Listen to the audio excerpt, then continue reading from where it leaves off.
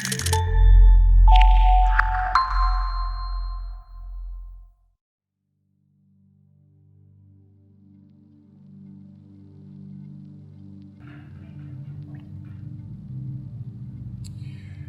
right, we're going to get into a bit more nitty-gritty with how to control all this stuff and how to set up your camera. So when we're working with flash, shutter speed basically becomes irrelevant, but I will clarify that. So to work out your correct exposure when shooting with flash, it's a combination of ISO, so your sensitivity of your sensor, and the aperture, which is controlling the amount of light that's coming through the lens, and the flash power.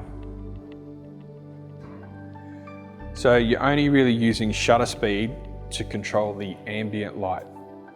And typically in a studio environment, you don't really have a lot of ambient light, and you don't want a lot of ambient light. So you're using a relatively fast shutter speed. If, however, you're trying to balance it up with some available light, practical light in the shot, that's where you will vary your shutter speed.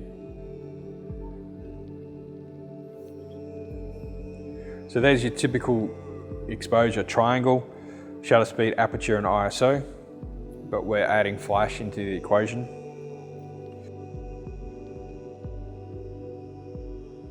So we're using a combination of aperture and ISO balanced with the flash output to get the correct exposure.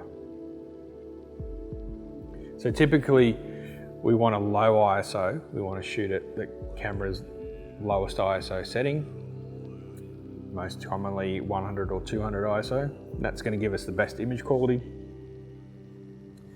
And then the aperture we use is kind of a creative decision on how much depth of field we need or want. We might want really, really shallow depth of field, or we may need more depth of field if we're shooting a group of people. So then we just alter the flash power to match the setting of the ISO and the aperture that we're trying to achieve.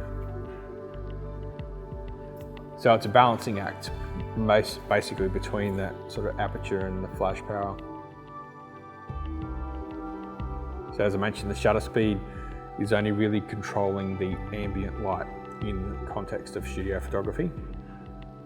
Most studio flash, at a reasonable price point, you can get control of the output in full stops or in tenths of a stop. Some of the cheaper end of that market, you might only get half stop or even full stops. So, but even the entry-level Elinchrom units give you 1/10 of a stop, so you can really fine-tune that exposure. So something that can be a little bit tricky to understand, and but something that needs to be understood, is the difference between flash sync and flash duration. So a flash synchronization speed is what we set our shutter speed on the camera, and that is determined, because it does vary between camera models and brands, is determined by the shutter speed that allows the sensor or the film to be exposed completely at one time. So you can see the one on the left, the shutter curtains at that particular shutter speed allow the sensor to be fully exposed before the second shutter curtain follows. So as we increase our shutter speed, that little slit of light gets narrower as it covers the entire sensor. So a lot of people, when they first start with flash photography, studio flash that is, wonder why half their image is black. And that's because they're using a shutter speed that's just too fast.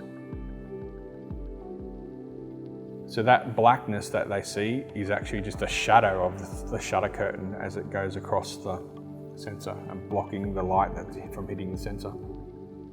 A very common flash synchronization speed is 250th of a second. Some cameras are only 125th or 200th, but also some of the smaller crop sensors, like APS-C sensors, can actually go up to 1/320th of a second.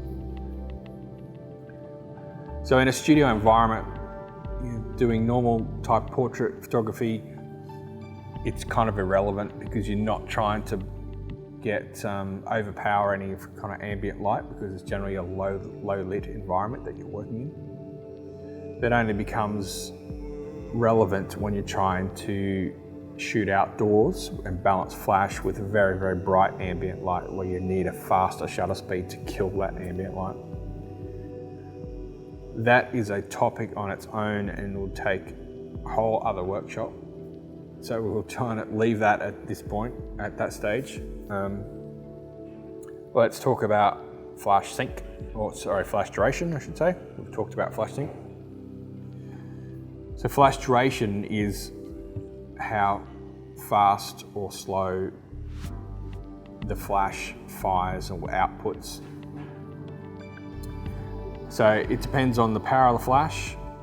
Typically speaking, the more power it's outputting, the slower the flash duration is.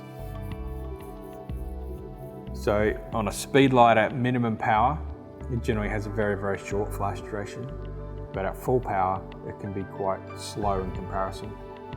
If you have a look at that little graph, just comparing some of the Elinchrom flashes, on the left, going upwards, the higher the number is actually the shorter flash duration, because it's 1 over, like a shutter speed, 1 over 1,000th or so forth. And on the bottom is the power setting.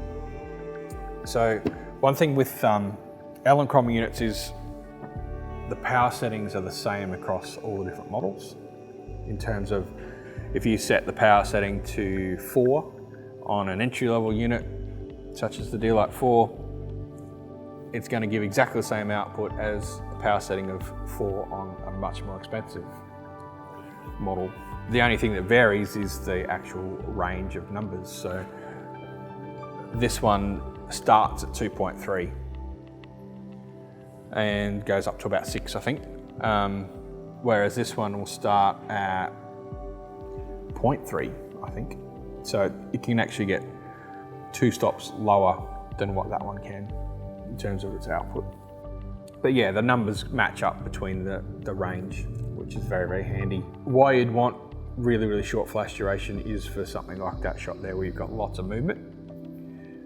And in the studio, when you're trying to shoot with these units, you can't use a really fast shutter speed because of that synchronization issue.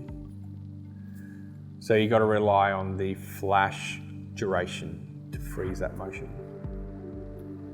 So even though it might look really, really quick to our eye, some flash, say only flash duration of say 1/1500th of a second, is not fast enough to freeze some really quick motion. So that's where we need to start looking at, 5,000th of a second in the flash duration to freeze that motion.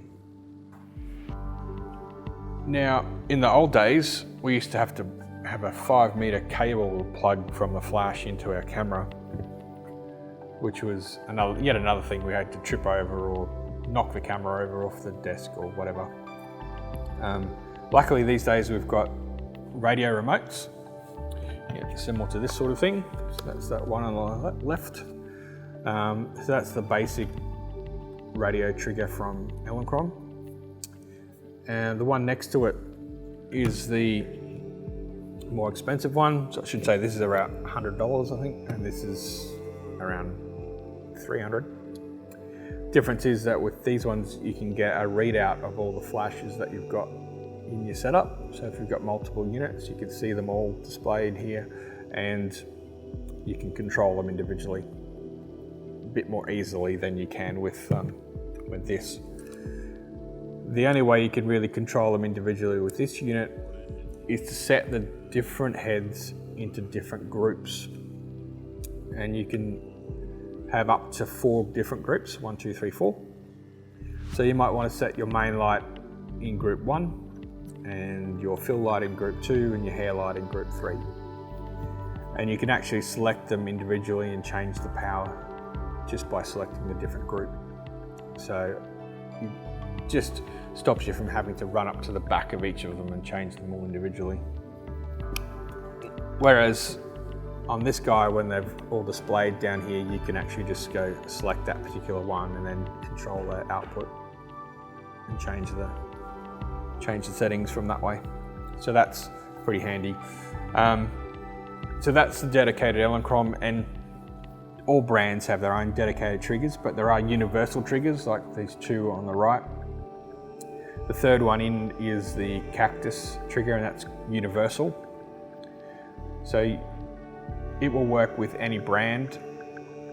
It will work with manual sort of studio flashes. It will work with speedlights of any particular brand.